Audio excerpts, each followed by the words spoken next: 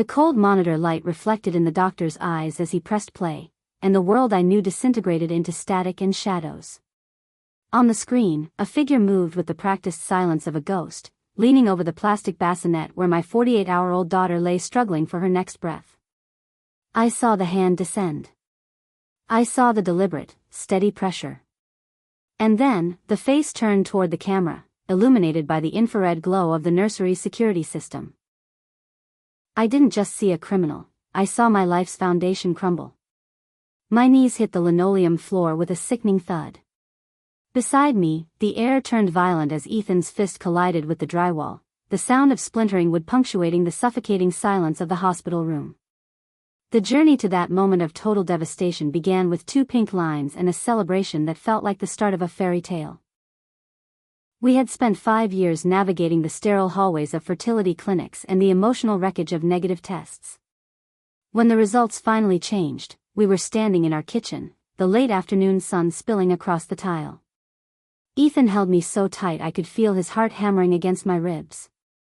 We laughed until we cried, whispering promises to a child that wasn't even a heartbeat yet. We were building a world for this baby, a fortress of safety and warmth. We decided to leave the gender a surprise, wanting to savor the mystery of who this new person would be. We didn't realize that in some circles, a surprise is a liability. Ethan's mother, Margaret, was the first person we told. She reacted with the polished, surgical grace that defined her entire existence. She hugged us, her silk blouse cool against my skin, and offered a smile that never quite reached the corners of her eyes. She told us she was thrilled, but the addendum was always the same. She hoped for a boy. She spoke of the family legacy and the importance of the last name as if she were discussing a corporate merger rather than a human life. At first, I dismissed it as the eccentricities of an older generation. I viewed it through the lens of traditionalism, a harmless preference from a woman who valued order above all else. I didn't see the structural integrity of her obsession. As the pregnancy progressed, the comments became a rhythmic tapping against my resolve. Every dinner, every phone call, the topic of a male heir surfaced. She spoke of Ethan being the last son with a gravity that felt like a weight on my shoulders.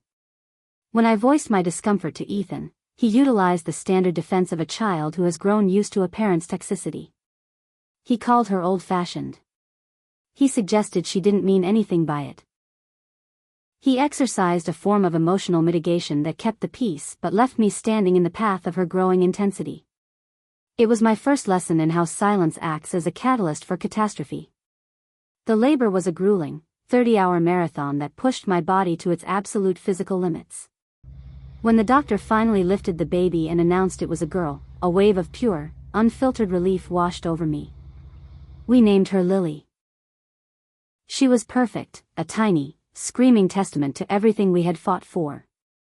But when Margaret arrived at the hospital that evening, the atmosphere in the room shifted instantly.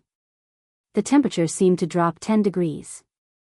She looked at Lily not with the wonder of a grandmother, but with the cold appraisal of a quality control inspector.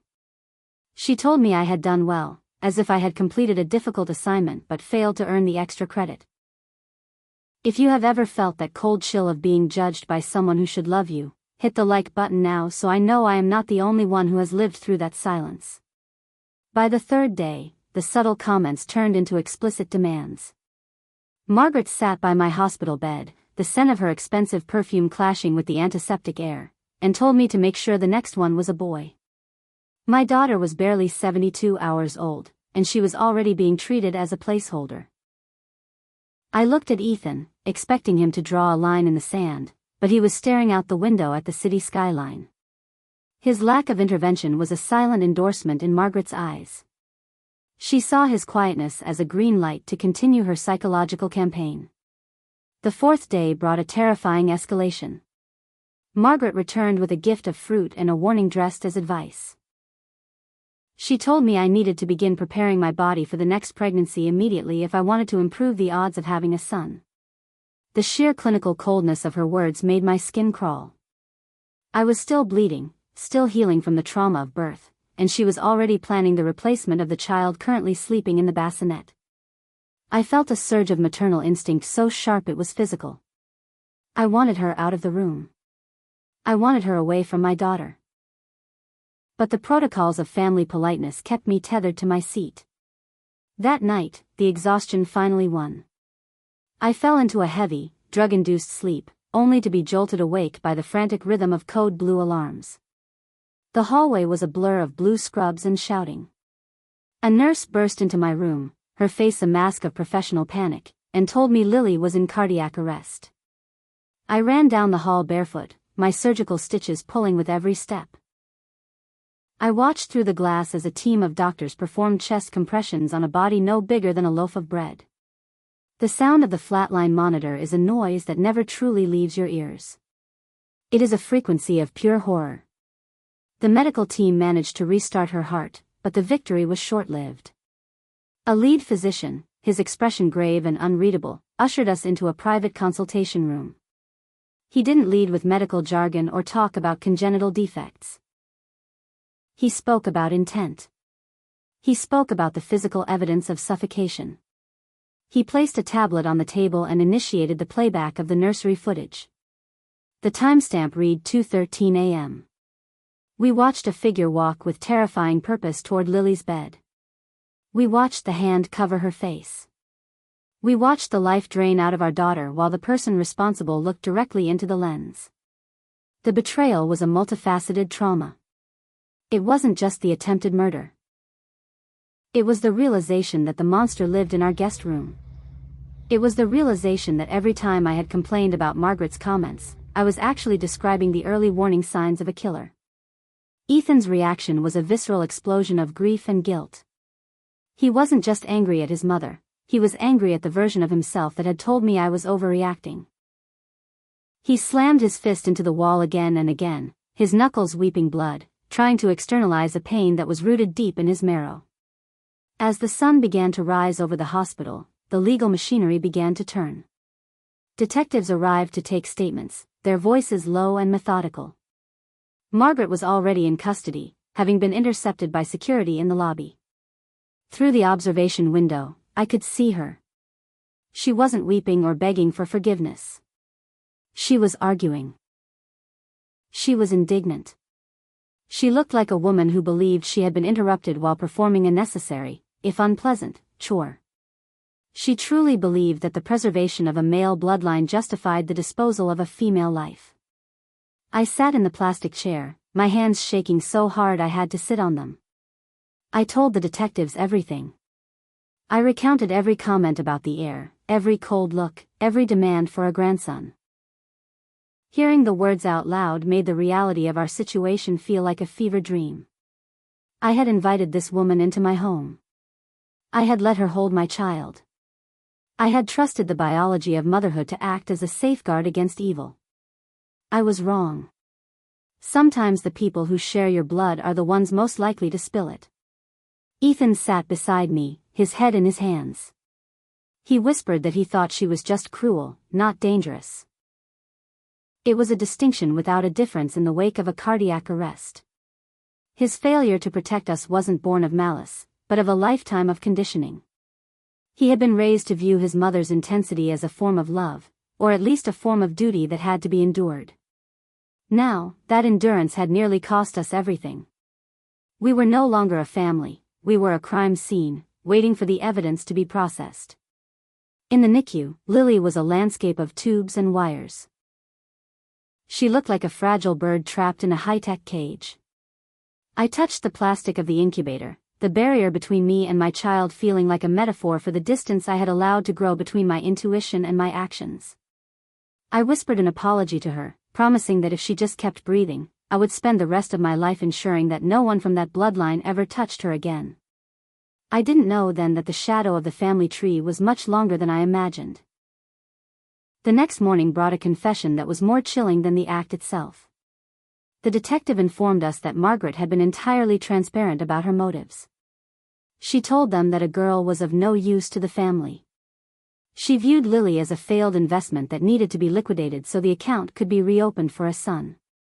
It was a logic of pure, distilled misogyny, practiced by a woman who had been broken by the same system she was now enforcing. The cycle of violence wasn't just a metaphor, it was a manual for survival she had been following for decades. As we stood in the hallway, trying to process the magnitude of the confession, a woman approached us. She was in her 50s, dressed in a muted gray suit, with a face that held a haunting resemblance to Margaret. She introduced herself as Caroline, Margaret's estranged older sister. She hadn't come to offer excuses, but to provide context. She led us to a quiet corner of the cafeteria and began to peel back the layers of a family history that was written in suppressed grief and forced silence. She spoke of Ethan's grandmother and the brutal hierarchy that dictated who was allowed to be born.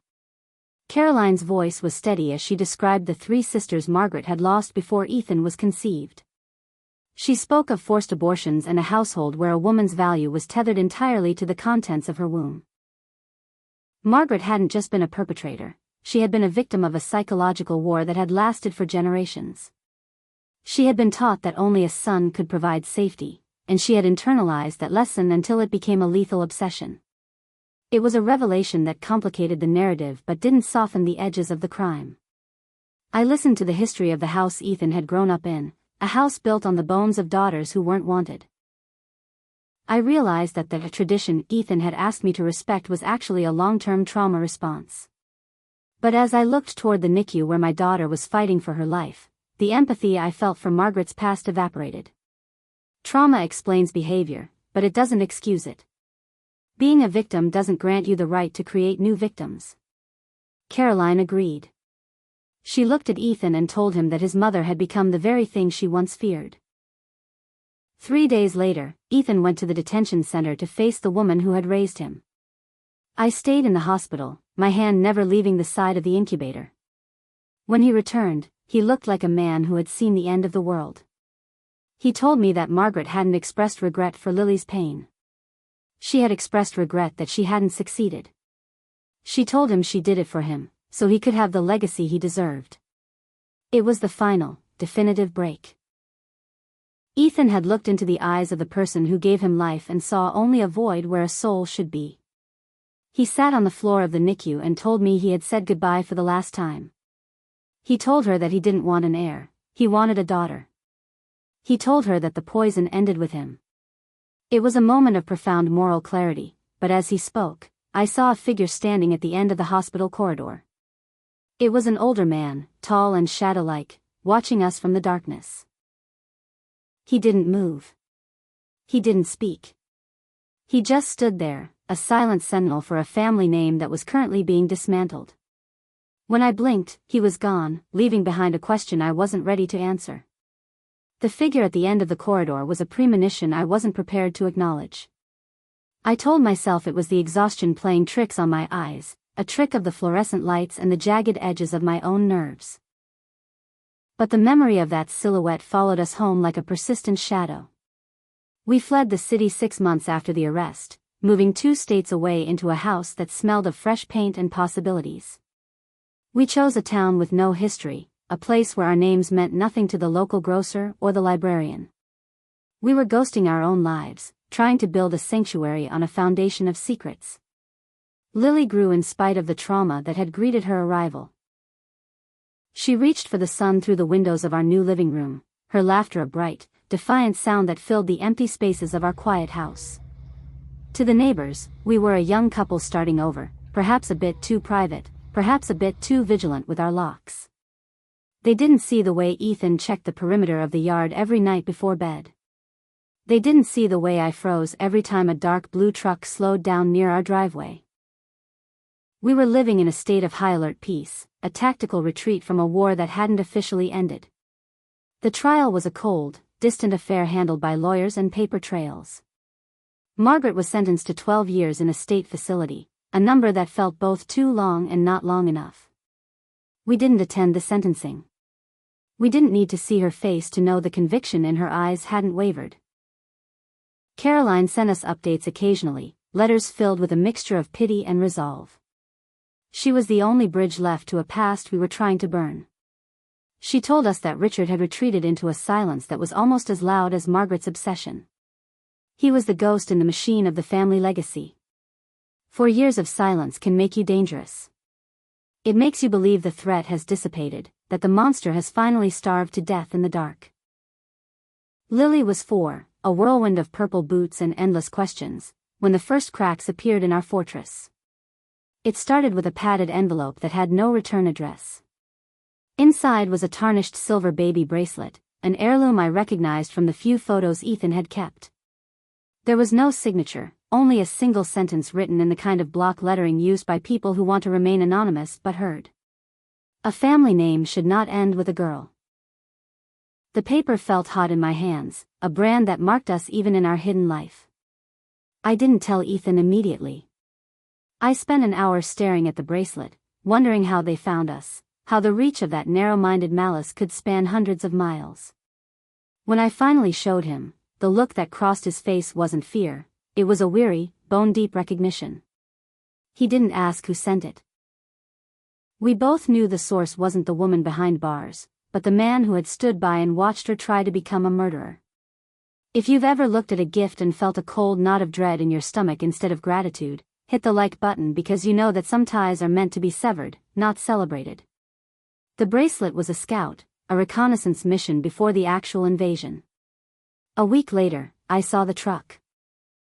It was parked across from Lily's preschool, a heavy, dark blue beast with out-of-state plates that looked out of place in our suburban enclave. The man inside didn't look like a kidnapper from a movie. He looked like a grandfather. He sat with a stillness that was unnatural, his eyes fixed on the playground gate where the children ran in circles. I recognized the slope of his shoulders. I recognized the way he held his head, a mirror image of the man I shared a bed with. I didn't wait for him to move. I grabbed Lily, her small hand warm and sticky in mine, and practically threw her into the car seat.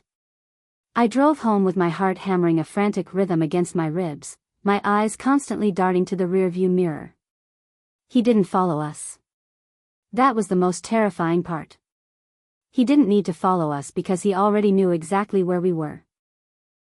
He was playing a long game, a psychological siege designed to remind us that we were never truly free of the bloodline. That evening, the kitchen felt like a war room. Ethan was on the phone with the preschool, his voice rising in a way that made Lily look up from her coloring book. He was demanding to know how a stranger could sit in their lot for an hour without being questioned. He was reinforcing the pickup lists, adding photos, and speaking in the clipped, professional jargon of a man who dealt with liabilities for a living. But when he hung up, his hands were shaking. He looked at me and said the words I had been dreading, "My father is here." Richard wasn't like Margaret. He didn't have her explosive, performative cruelty. He was a man of quiet, structural violence. He was the one who provided the resources that allowed her madness to flourish. He was the bankroll for the obsession. We realized then that Margaret's imprisonment hadn't stopped the mission, it had simply passed the torch to the next person in the hierarchy. Richard wasn't there for a reconciliation. He was there for the property he believed belonged to the family name. The phone call from the preschool director the following afternoon was the sound of a trigger being pulled. She told me a man was there, claiming to be Lily's grandfather, insisting that he had been sent to pick her up because of an emergency. He was polite. He was convincing. He was using the weight of his age and his perceived status to bypass the rules we had fought so hard to establish. I told her to lock the doors and call the police. I didn't care about making a scene. I cared about the fact that a predator was standing 20 feet away from my heart. The drive to the school was a blur of red lights and whispered prayers. When I arrived, the parking lot was a stage for a confrontation that had been brewing for decades. Richard was standing by the gate, his hands in his pockets, looking for all the world like a man who was being unfairly inconvenienced. When he saw me, he didn't flinch. He didn't look ashamed. He looked at me with a cold, patriarchal condescension that made my blood boil. He told me I couldn't keep family apart forever. He spoke about the child as if she were a piece of real estate, a legacy that needed to be managed. He spoke about Margaret's mistake as if it were a clerical error, a minor lapse in judgment that we were being dramatic about. I held Lily so tight she whimpered, her face buried in my shoulder to shield her from the man who shared her DNA but none of her humanity. Ethan arrived moments later, his car skidding to a halt, and for the first time, I saw him look at his father not with the eyes of a son, but with the eyes of a protector. The police arrival was a symphony of sirens that finally broke the stalemate. They took statements, they checked IDs, and they watched as a grandfather was formally trespassed from a place of learning. Richard left with a smirk, a man who knew he had successfully cracked our sense of security. He had accomplished his goal. He had reminded us that the wall we built was made of glass. But as I watched his truck disappear down the street, I realized he had also made a fatal tactical error. He had shown us exactly what he was willing to do.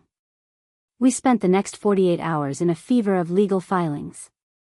Restraining orders, protective sweeps, and security upgrades became our new vocabulary. We reached out to Caroline, who confessed through tears that she had accidentally leaked our general location during a moment of perceived weakness. She had wanted to believe in redemption. She had wanted to believe that a family could heal without a total amputation. But some infections are too deep for topicals. Some things have to be cut out entirely if the rest of the body is to survive. Lily watched us from the hallway, her paper sun clutched in her hand, a silent witness to the tension that hummed through the house. She didn't understand the legalities or the legacy, but she understood the fear. She saw the way we looked at the doors. She saw the way I jumped at the sound of the mail slot. We were failing her in the one way we had promised not to. We were letting the monster into her periphery. That was the moment I realized that safety isn't a place you move to. It's a boundary you defend every single day. The transition from the school parking lot to the courthouse was a blur of fluorescent lights and the scratching of pens on carbon copy paper. We were no longer just a family, we were a case file, a series of exhibits marked for the court's consideration. The restraining order was a temporary shield, a thin sheet of legal protection against a man who believed his bloodline gave him a divine right of way. I sat in the hard wooden pews of the courtroom, watching the back of Richard's head. He sat perfectly still, his spine a rigid line of unearned dignity, while our lawyer detailed the history of a family that saw daughters as collateral damage. The judge was a woman with sharp eyes and a voice that brooked no nonsense. She looked at the photos of Lily in the NICU, then at the silver bracelet that had arrived like a threat in the mail. She listened to the preschool director describe Richard's calm, terrifying persistence. When she spoke, her words were a gavel strike against the weight of the past. She granted the permanent order of protection. She barred Richard from every square inch of our lives.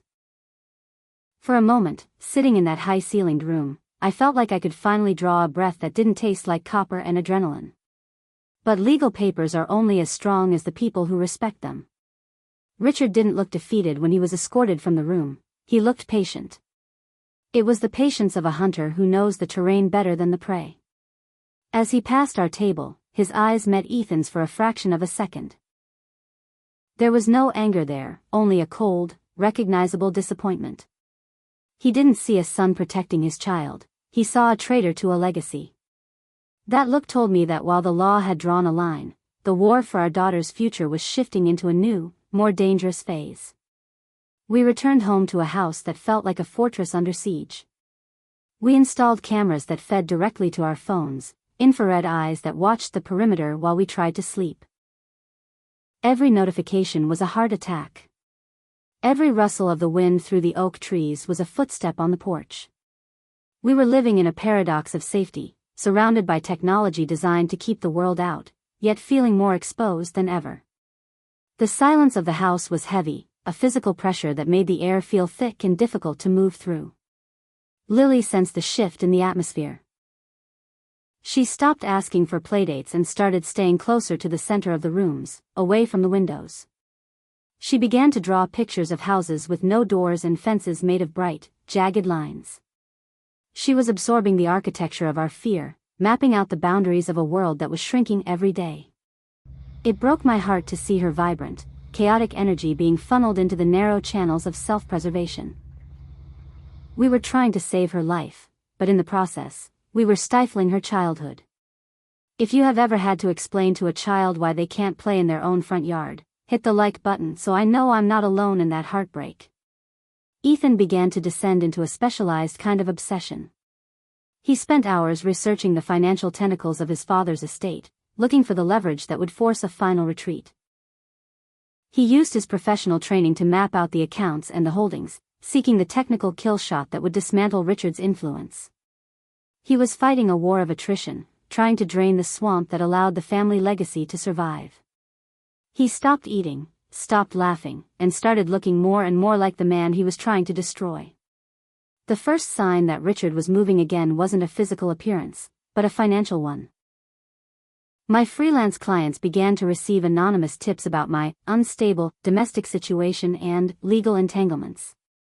Projects were canceled without explanation. Invoices went unpaid. It was a sophisticated form of economic sabotage, a way to starve us out without ever setting foot on our property. Richard was using the very systems of respectability he championed to systematically dismantle the life we had built. He wanted us desperate, and he wanted us dependent.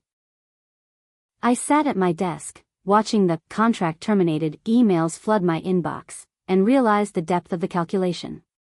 This wasn't just about Lily, it was about the complete erasure of our autonomy. Richard wanted to prove that outside of the family structure, we were nothing. He wanted to force Ethan back into the fold by making sure there was no other fold to go to. It was a siege in the most literal sense. He was cutting off the supply lines, waiting for the walls to crumble from the inside out. The stress began to create fissures in my marriage. Ethan and I argued in hushed, jagged whispers while Lily slept. I blamed his family, he blamed himself. We were two people drowning in the same dark water, pulling each other down in a desperate attempt to stay afloat. I accused him of becoming cold and calculated, like Richard. He accused me of being naive about the lengths they would go to. We were losing the very thing we were fighting to protect, the honest, loving version of a family that Caroline had praised us for. At 3 a.m. on a Tuesday, the alarm on the back door screamed. The sound was a jagged blade through the silence of the house.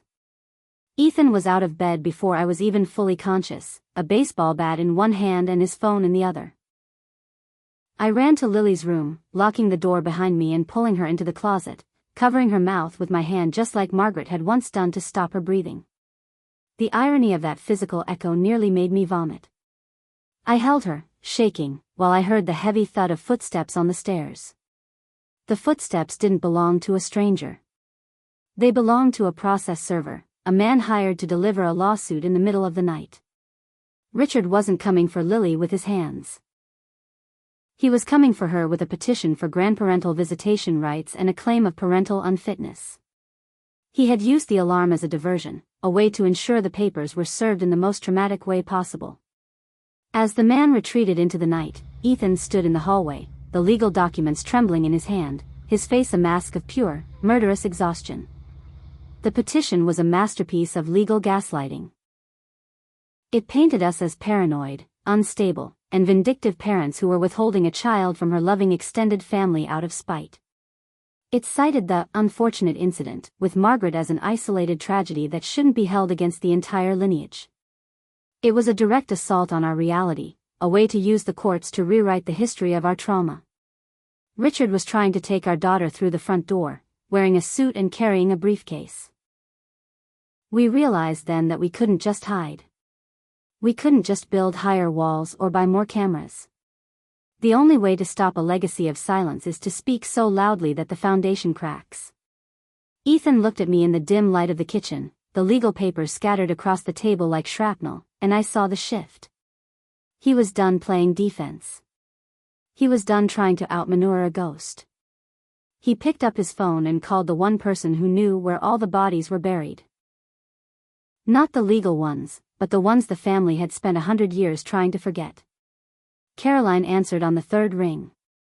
Her voice was small and tired, but when Ethan told her about the lawsuit, about the middle of the night alarm, and about the look in Lily's eyes, something in her finally snapped. She had spent a lifetime protecting the family name out of a misplaced sense of loyalty to the dead. She realized that by staying silent, she was helping Richard kill the living. She told us she had a box in her attic, a collection of letters and medical records that Richard thought had been burned decades ago.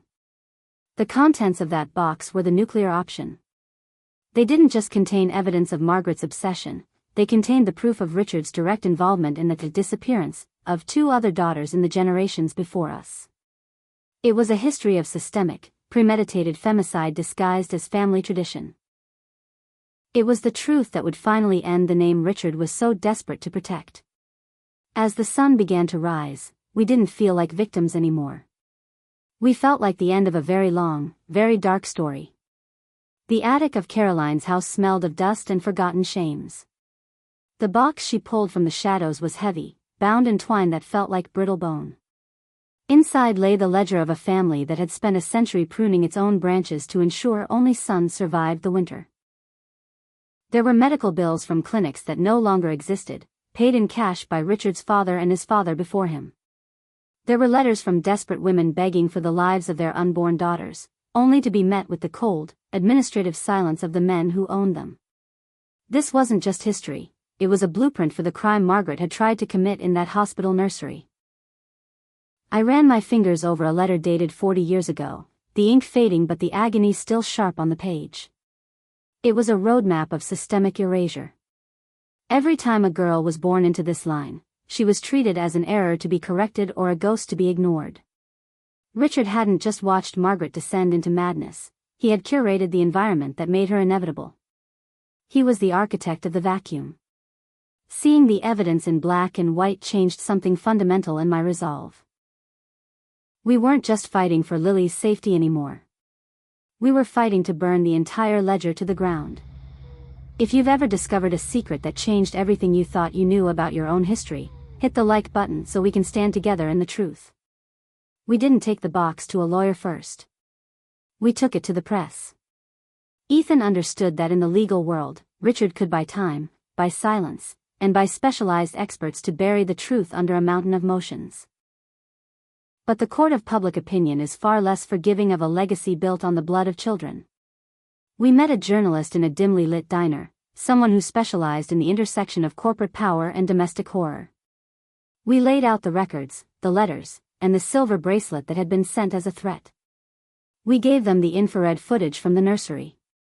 We gave them the face of the family. The fallout was instantaneous and total. The headline didn't just mention the attempted murder, it exposed the century of silence that preceded it. Richard's social standing, the very thing he valued above human life, evaporated in a single news cycle. His board memberships were revoked. His donors fled. The respectable man who had stood outside a preschool with a smirk found himself trapped in the glare of 1,000 camera flashes. He had wanted the world to remember his name. Now, the world would only remember what that name had done to its daughters. But a cornered animal is at its most lethal. While the public scorched his reputation, Richard doubled down on the visitation lawsuit, fueled by a spite that had nowhere else to go. He stopped pretending to be the concerned grandfather. His legal filings became more aggressive, more erratic. He alleged that Ethan and I were brainwashing Lily, using her as a pawn in a quest for financial gain. He was trying to drain our bank accounts with legal fees before the truth could fully dismantle his standing. He wanted to win by exhaustion, even if the prize was a child who was terrified of his shadow. The week before the hearing, the harassment took a physical turn. I found the tires of my car slashed in our driveway. A dead bird was left on our doorstep, its neck snapped with clinical precision. There were no notes this time. There didn't need to be. Richard was reminding us that he still had the reach to touch us, even from behind a wall of lawyers and public shame. We didn't call the police to report a prank, we called to report a continuing pattern of psychological warfare. We were documenting every breath he took in our direction. Lily started having night terrors. She would wake up screaming about the man with the gray jacket, the man who wanted to take her back to the nursery. She was 4 years old and she was already dreaming of cages. I spent my nights sitting on the floor of her room, my back against the door, holding a heavy iron fireplace poker in my lap. I was the last line of defense in a war that had been going on since before I was born. I watched the clock tick toward morning, praying for the sun to rise so I could see the enemy coming. The hearing for the visitation rights was held in a closed courtroom to protect the minor, but the atmosphere was anything but private. Richard arrived flanked by 4 attorneys, looking like a man who believed he could still buy his way out of hell. He wouldn't look at Ethan. He wouldn't look at me. He sat at the defense table and shuffled his papers, the silver-haired patriarch ready to reclaim his property. But when the judge entered, the room went silent in a way that felt heavy with judgment. She had seen the news. She had seen the box from the attic. Our lawyer didn't lead with the visitation law. He led with the concept of a lethal tradition. He played the audio of Caroline's deposition, her voice trembling as she described the atmosphere of the house she grew up in. He showed the court the financial records that proved Richard had funded the very obsession that led to the attempted murder. He argued that Richard wasn't a grandfather, he was a co-conspirator in a century of violence. The air in the room felt like it was ionizing, crackling with the energy of a truth that had been buried far too long. When it was Richard's turn to speak, he didn't apologize. He stood up, adjusted his tie, and spoke about the natural order of things. He spoke about the necessity of continuity. He looked at the judge and told her that a family is a sovereign nation, and that outsiders had no right to judge its internal laws. It was the most honest he had ever been. He wasn't defending his love for Lily, he was defending his right to own the future. He was a man who truly believed that his gender and his blood made him a god in his own home. Ethan stood up then. He didn't wait for his turn. He walked to the center of the room and looked his father in the eye. He didn't yell. He didn't cry. He simply told the court that he was the last son of that name, and that the name would die with him. He told the judge that his daughter was not a legacy, she was a person. He told Richard that he was not a father, he was a ghost, and it was time for him to stop haunting the living. The silence that followed was the sound of a century-long cycle finally snapping. The judge's ruling was a scorched earth policy. She didn't just deny the visitation, she stripped Richard of any legal standing to ever contact us again. She referred the attic evidence to the state attorney for a criminal investigation into the historic disappearances and the potential cover-ups. She looked at Richard and told him that his version of a family was a relic of a dark age that had no place in her courtroom. As the bailiffs escorted him out, Richard looked small. For the first time in his life, he was just an old man with nowhere to go. We walked out of the courthouse into a rain that felt like a baptism. We didn't celebrate. We were too tired for that. We went to the preschool and picked up Lily, holding her between us as we walked to the car. She asked if we were going to be safe now. I looked at Ethan, at the bloodless knuckles on his hand, and then at the daughter who had survived a monster before she could even crawl. I told her that she was the bravest person I knew, and that from now on, the only stories we would tell would be the ones she wanted to write. That night, we didn't check the cameras. We didn't double-lock the doors until they rattled. We sat on the porch and watched the stars, the quiet ordinary life we had fought for finally feeling like it belonged to us. The box from the attic was gone, handed over to people who would make sure its contents were never forgotten. The legacy was broken. The heir was a girl who loved strawberry yogurt and purple boots, and for the first time in 100 years, that was more than enough. If you believe that the truth is the only thing that can truly set a family free, share this story and subscribe to make sure the light keeps shining in the dark places today. The investigation into the attic records moved with a slow, grinding inevitability that mirrored the weight of the secrets themselves. Forensic accountants and cold case detectives became regular fixtures in our lives, sifted through the digital and paper debris of a dynasty built on erasure.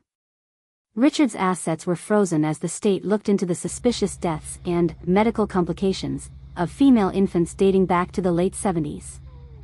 The man who had lived his life in the sun-drenched offices of power was now being dragged into the cold light of a grand jury room. Every headline was a brick removed from the wall of his legacy until there was nothing left but the raw, ugly truth of his complicity. Have a story like this? Send it to us, and we'll share it with the world. Don't forget to like, subscribe, and hit the bell for more true family drama. Thanks for watching.